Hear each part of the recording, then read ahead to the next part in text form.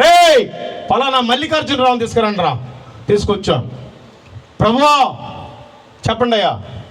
రే ఇడేం చేశాడు రా. అప్పుడు యేసు ప్రభు మన కోసం సాక్ష్యం చెప్తాడు. అయ్యా మల్లికార్జునరావు అనే వ్యక్తి ఒకప్పుడు త్రాగుబోతూ, మల్లికార్జునరావు అనే వ్యక్తి అయినా నా కోసం పాటుపడ్డాడు. పెట్రోల్ బంకులో పడుకుని సువార్తను ప్రకటించాడు. దేశం మొత్తం తిరిగి సువార్తను ప్రకటించాడు. 135,000 మందికి సువార్తను ప్రకటించాడు. 74 మంది బాప్తీసం తీసుకున్నారు.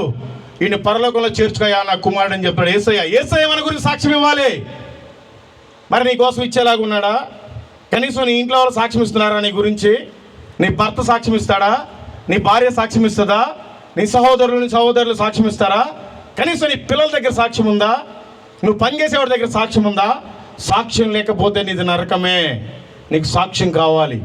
అందుకని దయచేసి మీకు దండం పెట్టి చెప్తున్నా, మీరంతా మా అక్కలు, మా అన్నలు, మా తండ్రులు, మా తల్లులు, మీరంతా నరకానికి వెళ్ళబాకండి.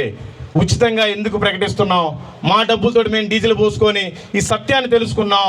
ఒకప్పుడు నరకానికి వెళ్ళే వ్యక్తిని ఇప్పుడు నేను మాదిరికరంగా ఉన్నాను. నాకు దేవుడు ఉచితంగా రక్షణ ఇచ్చాడు.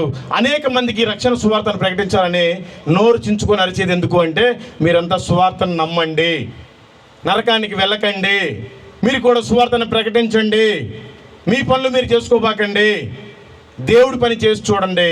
అంత సంతోషం మీకు ఎప్పుడు ఉండదండి. నాకు ఇష్టం వచ్చిన మందు తాగా నాకు తృప్తి లేదు, నాకు ఇష్టం వచ్చిన నాకు సంతోషం లేదు, నాకు ఇష్టం వచ్చిన ఫ్లైట్ ఎక్కా ఏమీ లేదు. ఎప్పుడైతే ఒకరికి సువార్తను చెప్తామో ఆ సంతోషం చెప్పలేదండి. సువార్త చెప్పకపోతే నిద్ర పట్టదండి. మరి మీకు ఎలా పడుతుంది? మీరు నాకంటే ముందే దేవుడిని తెలుసుకున్నారు కదా, మీరు పుట్టుకతోటే క్రైస్తవులు కదా, మీరు యేసు ప్రభు దేవుడని నమ్మారు కదా, మీరు ఇంకా ఎందుకు బాప్తీసం తీసుకోలేదు? బాప్తీసం తీసుకున్న వాళ్ళు ఎందుకు బల్లా తీసుకోవట్లేదు?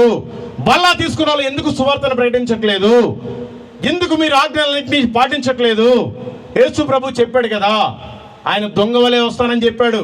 ఆయన ఎప్పుడు వస్తాడో తెలియదు. ఆయన రాకడలో మీరు ఎత్తబడితే చాలా మంచిది, వెత్తబడకపోతే మీరు శ్రమల్లో ఉంటారు. శ్రమల్లో తట్టుకుని ఉన్నారా? ప్రభు వస్తాడు. 1000 ఏళ్ల పరిపాలన మీరు ఉంటారా? ఉండలేరు. దయచేసి మీరు వాక్యాన్ని చదవండి, మీ పాస్టర్కి మీరు లోబడండి. చర్చిలో చీపిరి పెట్టి ఊడ్చిన మహాభాగ్యం అది. ఇక్కడ నుంచి సువార్త ప్రకటించిన అదే నీకు ఇస్తారు జీతం. నువ్వు బాత్రూమ్ గడిగినా నీకు అదే ఇస్తారు జీతం ప్రభు. అందుకని ఎవరైనా ఊడుస్తుంటే ఆ చీపిరి లాక్కోండి, నేను చేస్తాను సువార్త పనిని, పరిచర్య నేను చేస్తాను సంఘంలో. ఇది నా దేవుడి ఇల్లు, దైవజనుడిని మనకు పెట్టారు. దేవుడికి మనకి మధ్య వ్యక్తి ఆయన. మన బాధలు ఏమంటే ఆయనకి చెప్పి ప్రార్థన చేయించుకోవాలి.